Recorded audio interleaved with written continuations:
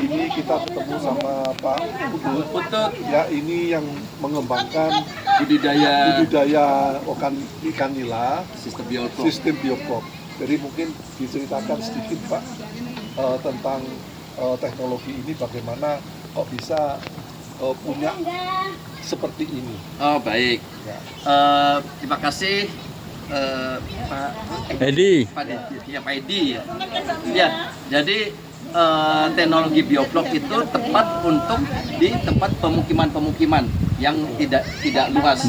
Nah, pertama adalah yang membedakan teknologi bioflok itu adalah bioflok itu bio hidup, flok itu gumpalan-gumpalan. Jadi gumpalan hidup.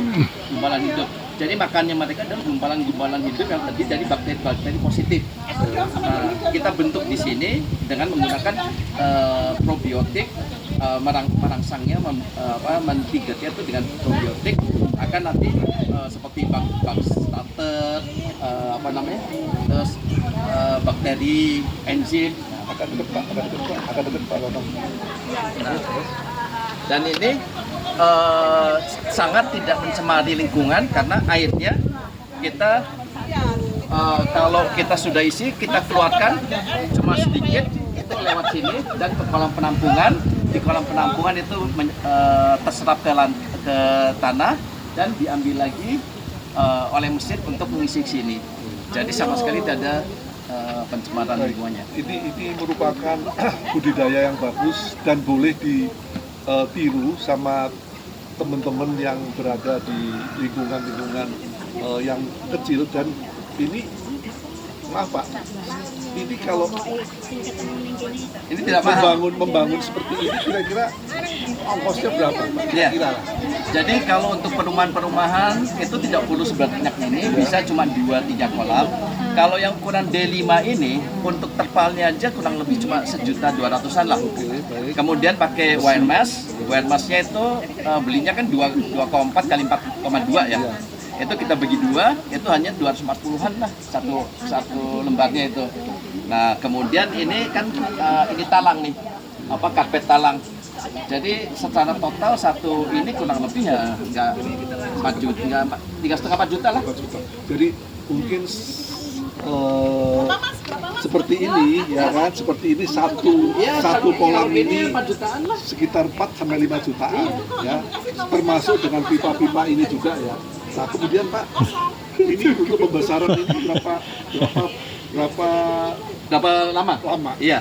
Jadi dari kecil kita mau membesarkan kita dari larva ya, atau dari bibit. Ya. Kalau dari larva itu kan pemijahan, habis itu dia telur, habis itu dari larva kecil. Gitu ya. Atau kita dari bibit. Kita ada 2, kita dari larva dan dari bibit. Kalau kita dari bibit ada sebelah sana. Ini bibit yang baru sebenarnya. Kalau dari bibit sampai dengan panen ukuran 5 itu kurang lebih 2,5 bulan.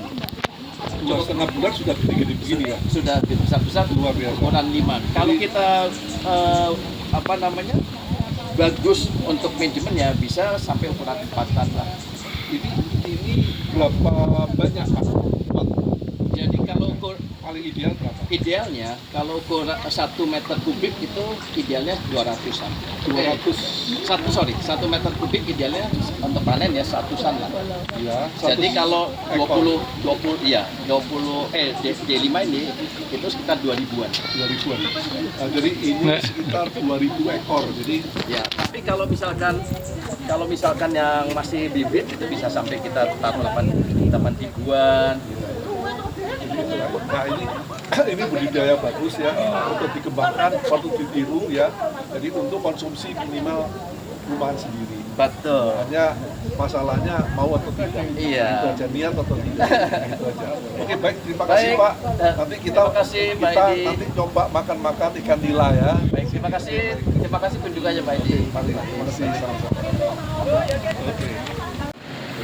Beliau ini pensiunan Bang Adi, namanya Aziza Anissa Pispa. Anissa ini tadi nama putri dia. Kembar dua dokter sekarang lagi ngambil spesialis. Dokter Syaraf, insya Allah April ini ujian board selesai. Dua-duanya dokter Syaraf. Jadi ya monggo Mas Putut dijelaskan apa yang mau dijelaskan ya pada Bapak Ibu sekalian. Baik, Pak Telon. Pak Telon Mas In. Ya, pertama-tama saya mengucapkan terima kasih Pak Edi, koordinatornya kalau salah itu Mas In, Pak Tati, dan Bapak Ibu semua yang berkenan meluangkan waktunya siang ini untuk bisa berkunjung ke ini Aziza Al-Safi. Nggak apa-apa, Pak.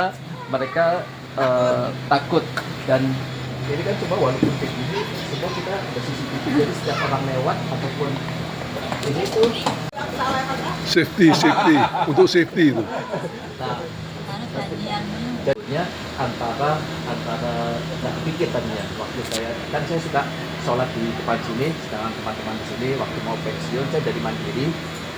Waktu pensiun mau ngapain ya karena ini ya udahlah saya tadi mau bikin dua kolam untuk kita dan teman-teman sini cara budidayanya.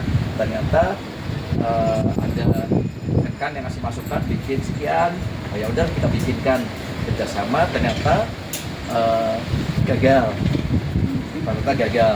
Nah itu, tapi saya mau gimana kerjasamanya nggak bagus jadi gagal. Nah, tapi sudah ada semua mau nggak mau jadi harus jalan karena sudah mengeluarkan uang yang cukup.